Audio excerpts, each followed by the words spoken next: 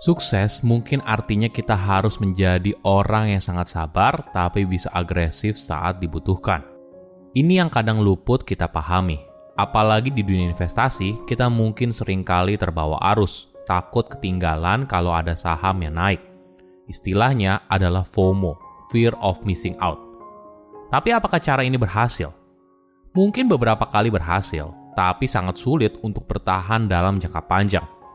Untuk sukses di dunia investasi, kita harus berani untuk berbeda ketika kita yakin benar. Kita harus berani keluar dari gerombolan domba jika kita tahu kalau di ujung sana justru kita dibawa ke jurang. Hal ini memang tidak mudah. Di satu sisi, kita harus berani berbeda, tapi di sisi lain, kita juga perlu mendengarkan orang lain. Karena pastinya sebagai manusia, kita tidak mungkin 100% benar. Maka dari itu, kamu butuh kebijaksanaan untuk menentukan kapan harus ikut, kapan harus berbalik melawan arus. Halo semuanya, nama saya Michael. Selamat datang di channel saya, Sikutu Buku.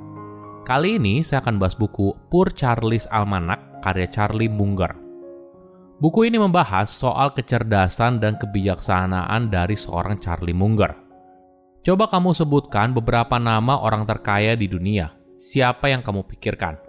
Mungkin nama seperti Jeff Bezos, Elon Musk, Taylor Swift, dan sebagainya muncul di benakmu. Tapi, apakah kamu pernah dengar nama Charles T. Munger? Mungkin saja tidak. Padahal, Charles sendiri merupakan mega miliarder dan wakil ketua dari Berkshire Hathaway semasa hidupnya, perusahaan yang membuat Warren Buffett sukses. Namun, menjadi anonim merupakan jalan yang diambil oleh Charles. Walaupun faktanya, dia memiliki banyak prestasi luar biasa dan sumbangan amal yang besar. Sepanjang hidupnya, Charles telah menjual atau mendonasikan lebih dari 75% saham dari Berkshire Hathaway. Charles berkata kalau dirinya memang sengaja untuk menjadi filantropis. Pemikirannya karena dia tidak akan abadi dan dia tidak membutuhkan uang itu ke tempat dia akan pergi selanjutnya. Buku ini merupakan kumpulan nasihat terbaik Charles selama 30 tahun, dalam bentuk 11 pidato yang diberikan saat kelulusan atau pembicaraan meja bundar. Ada banyak topik yang dibahas, mulai dari menjadi rasional, pengambilan keputusan, investasi, dan bagaimana menjalani hidup seutuhnya. Saya merangkumnya menjadi 3 hal penting dari buku ini. Pertama, jangan suka ikut arus. Ketika ditanya soal satu kata yang menggambarkan siapa dirinya, Charles atau biasa dikenal sebagai Charlie memilih kata rasional. Dia sadar kalau dirinya juga bisa mengalami bias, sama seperti halnya orang lain. Tapi dia berusaha melatih diri untuk menyadarinya ketika bias itu muncul dan berusaha untuk mengurangi dampak negatifnya. Perlu dipahami, jika kamu ingin membuat keputusan yang lebih baik, maka kamu perlu cari kebenaran. Apa sih yang sebenarnya terjadi, bukan apa yang kamu inginkan untuk terjadi. Hal ini justru semakin sulit apabila posisimu semakin tinggi. Banyak hal yang sudah difilter atau dipercantik sebelum informasi tersebut sampai ke telingamu. Jadi, perlu kejelian untuk mencari tahu apa kebenarannya. Hal ini memang tidak mudah. Kebenaran seringkali justru menyakitkan, mungkin saja bertentangan dengan kepercayaan atau keinginanmu sebelumnya. Tapi lebih baik tahu kebenarannya daripada terus berada dalam khayalan semata. Nah, bagaimana cara melatihnya? Pertama, sadari kalau kita semua rentan pada khayalan. Kadang bias dan pikiran kita sendiri bisa membentuk persepsi yang tidak sama dengan realita. Kedua, bersedia mendengarkan orang lain. Hal ini memang tidak mudah, tapi kita mungkin bisa belajar untuk buka mata dan buka hati ketika orang lain bicara. Kita perlu mempertimbangkan sudut pandang mereka. Ketiga, setelah mempertimbangkan masukan dari orang lain, maka kamu perlu siap untuk mengubah pikiran apabila perlu. Jadilah orang yang lapang dada jika harus membatalkan idemu yang kamu anggap brilian.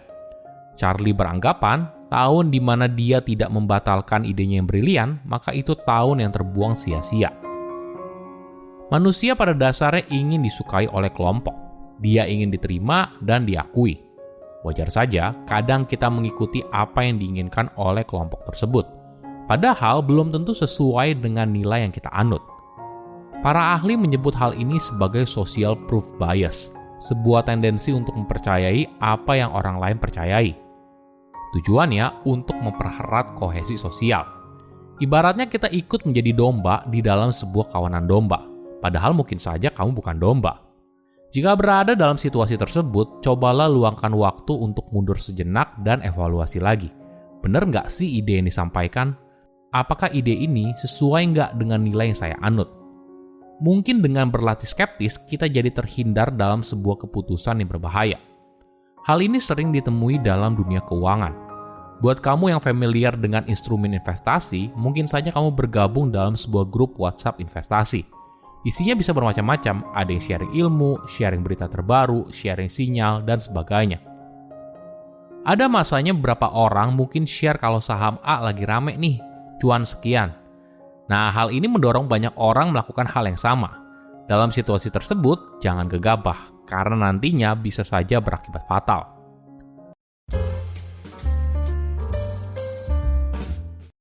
Kedua, jadi orang yang sabar dan fokus. Pada tahun 1959, Charlie bertemu dengan Warren Buffett dalam sebuah acara makan malam, dan itu merupakan momen dimulainya kerjasama yang akan mengubah hidup mereka berdua. Buffett dikenal sebagai sosok yang dinamis, sukses, dan asik diajak ngobrol. Charlie pun senang bisa bertemu dengan seorang yang juga punya passion yang sama dan kecerdasan yang luar biasa. Pertemanan mereka pun bertumbuh hingga akhirnya mereka sepakat mendirikan Berkshire Hathaway, yang kemudian mengantarkan mereka untuk jadi konglomerat. Nah, apa sih tips suksesnya? Charlie menyarankan kita untuk sabar, jujur, dan punya tekad yang kuat dalam berbisnis atau investasi. Dalam dunia investasi, penting untuk bisa berpikir kritis agar kamu bisa membuat keputusan yang cerdas di tengah pasar saham yang tidak menentu. Wajar saja, pasar saham bisa bergerak sangat dinamis dan tidak ada yang bisa memprediksi arahnya mau kemana. Banyak orang mungkin beranggapan kalau mau kaya di pasar saham harus bisa gercep. Misalnya ketika pasar saham lagi down, maka kita harus buru-buru beli. Atau ketika lagi naik, maka kita buru-buru jual. Semua ini kita lakukan dengan harapan bisa mengalahkan pasar. Tapi investor cerdas tahu kalau cara ini tidak seefektif yang orang lain pikirkan. Daripada ikut-ikutan FOMO, investor cerdas melakukan analisa mendalam untuk evaluasi saham yang potensial. Jika ternyata analisanya memang benar, kalau harga saham yang sekarang ternyata jauh lebih murah daripada nilai intrinsiknya, maka ini yang menjadi dasar pembelian sebuah saham. Tapi tentu saja, nilai harga saham tidak selalu bergerak cepat. Ada kalanya kita jadi tidak sabar. Tapi perlu dipahami, orang yang sabar adalah orang yang bisa meraup keuntungan. Proses investasi yang terlihat membosankan inilah yang membawa Charlie pada kekayaan.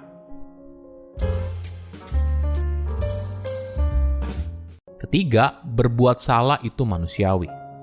Dalam hidup, kita mungkin pernah berbuat salah, sama halnya dengan Charlie. Dia juga pernah beberapa kali berbuat kesalahan besar dalam bisnis. Dia pernah gagal menyadari saham dari perusahaan unggulan. Saat itu, Charlie merasa harga saham Walmart mahal, sebelum akhirnya saham itu meroket. Dia juga sempat gagal menyadari perusahaan retail bernama Sea Candies merupakan prospek investasi yang menjanjikan. Beruntungnya, timnya berhasil meyakinkan dia untuk berubah pikiran soal Sea Candies. Charlie menyadari kalau berbuat salah itu manusiawi, tapi menyadari kesalahan adalah hal yang paling penting. Suatu hari, anggota timnya pernah berbuat salah yang fatal dan membuat perusahaan rugi besar. Menyadari kesalahannya, orang ini langsung mengaku, minta maaf, dan bersedia menerima hukuman atas konsekuensinya. Beruntungnya, perilaku inilah yang membuat Charlie tetap mempertahankan orang tersebut.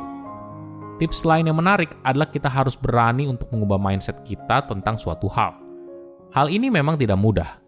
Apabila kita sudah percaya satu hal benar, mudah sekali untuk menafikan hal lain. Namun perlu kita sadari, tidak selamanya kita akan benar. Kita bisa saja salah dan kita mungkin kehilangan kesempatan besar apabila kita tidak bersedia untuk mendengarkan masukan dari orang lain atau melihat sesuatu dari sudut pandang yang lain. Silahkan komen di kolom komentar pelajaran apa yang kalian dapat ketika baca buku ini. Selain itu, komen juga mau buku apa lagi yang saya review di video berikutnya. Saya undur diri, jangan lupa subscribe channel YouTube Sikutu Buku. Bye-bye.